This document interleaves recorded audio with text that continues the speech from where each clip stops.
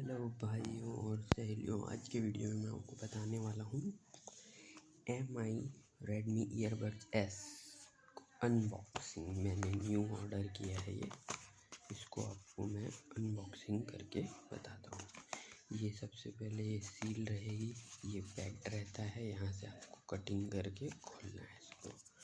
ठीक है दोस्तों, ये देखिए दोस्तों, ये मैंने खोल लिया है। अब ये सबसे पहले इसमें देखते हैं, ये एक यूज़र मैनुअल दिया हुआ है।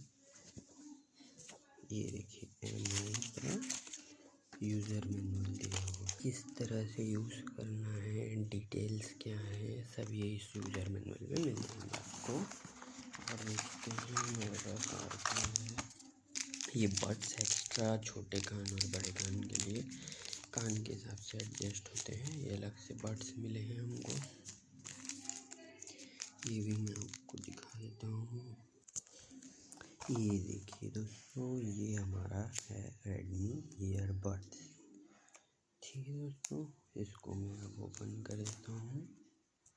ये देखिए दोस्तों, ये MI का ईयरबड्स है। यहाँ पर ये चार्जिंग पॉइंट दिया हुआ है इसका, और ये बॉक्स अपन यूँ खोल लेते हैं। ये देखिए, ये MI के ईयरबड्स हैं। ये देखिए, ये